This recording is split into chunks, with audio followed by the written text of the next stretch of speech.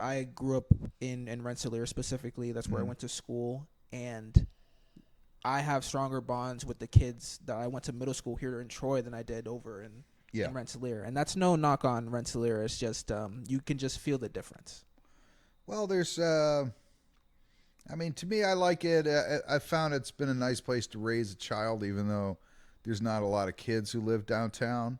But I've found it to be a great place. I would imagine to be a kid because, you know, it's like New York City, but it's like also kind of like Mister Rogers' Neighborhood or Sesame Street or something, right? Where it's just, you know, there's only 4 blocks one way and there's like 10 blocks the other way, and that's the whole city, you know, in terms of downtown, right? And it's very knowable. But it also has like a wide range, like the difference from, you know, here on First Street to walking over to 4th Street. It's like you're in a completely different neighborhood. Like you were saying, but you know, it's for me, it's really interesting to see, you know, my daughter just started high school at Troy High. So it's interesting to see like all the kids, from all the different wide range of backgrounds that we have here in this town, you know, all kind of in the same place. You really get a real snapshot of what the city is when you look at all the kids that grew up here. Right? Yeah. And it's like a really beautiful blend of, like you were saying, the different cultures, the different people, and the different backgrounds. And I feel like the sooner you experience that as a human being, it just makes you a more well-rounded person. And Troy is a great place to find that if that's what you're seeking. Yeah, well, it's kind of small enough that you really sort of need to deal with everybody. Yeah. And, you know, I like that about it. And that you need to deal with all kinds of people that you wouldn't normally deal with otherwise. I mean, I came from a lot of different other neighborhoods, like when I lived in New York City, and it was sort of like, you know, everybody would kind of like the same, you know, income class and same, like, you know, opinions and political views. And, you know, it was very, you know, you didn't have to deal with such a wide diversity of like backgrounds and opinions every day, right? Even though it was a big city, you know, you still people. It's such a big city that you can pretty much stick with the people that think the way you do, right? Yeah. But this is like a small city, so you kind of have to deal with everybody, you know.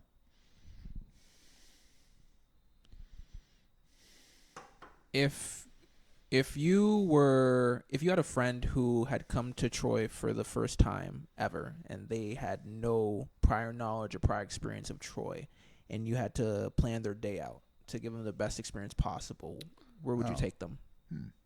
Interesting question.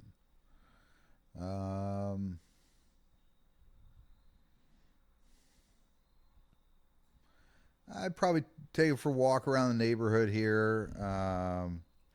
Take him over to Washington Park. You know, it's park over just a block away from here. It's a private park. Maybe go down and check out the river. You know, take a walk downtown on 2nd Street. So many incredible, so much amazing architecture, beautiful mansions and stuff. Might go into a couple of these mansions where I know the folks and show them around. Amazing architecture and woodworking and things. And I don't know, go into town. Maybe, you know, go to one of the better restaurants or bars in town.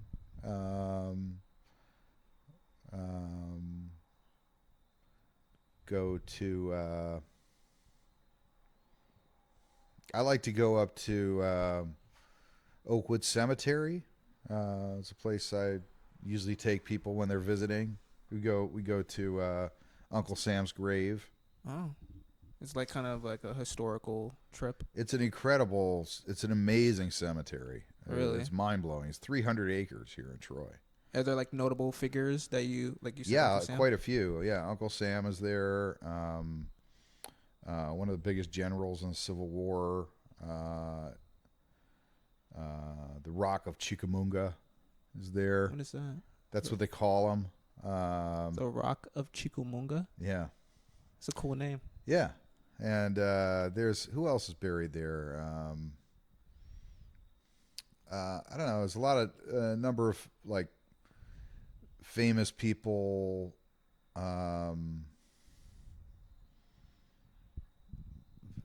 From the Civil War and stuff like that, you know.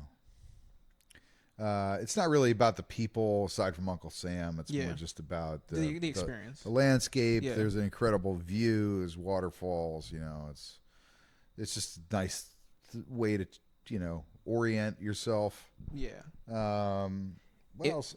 I'm trying to. Feel like I'm forgetting something obvious, but it kind of feels like, you know, with you mentioning, it's kind of in the perfect spot where you're close enough to the city where if you wanted to travel there, it's convenient for you. Yeah. But if you are from the city or needed a break from the city, this is like the perfect place to get a break from the city. Oh yeah, like my friend Ray is doing that right now, who you met earlier. Oh yeah. Yeah, he just came up from New York last night. Yeah, because the city is the city, obviously, but sometimes it seems like it could be a bit hectic if you're living there every single day, and this would be like a perfect getaway, like if you truly want to zen out and kind of get away from the whole city life. Well, it's also just a great place if you actually want to escape from the city, because you can live in Troy and it's pretty much like being in the city. You can walk everywhere. The streets look pretty familiar. The people are not that much different. You know, it's it's a pretty easy like starter landing place for you know, deprogramming yourself from years of city life, which you know, I guess that's why I came. It was easy. It was an easy place for me to come to. Were you living in the city for a number of years? Yeah, I was there for 15 years before I came here. What were you doing in the city? You know, for my career or For your career? Well, I was working as a composite artist mainly. Composite artist. Could you explain specifically what you did in that line of work?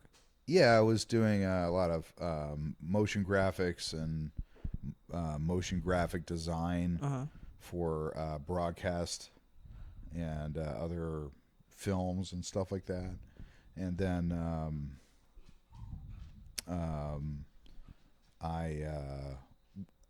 the last position I had in the city was compositing the planetarium show at the American Museum of Natural History. That sounds like a cool job.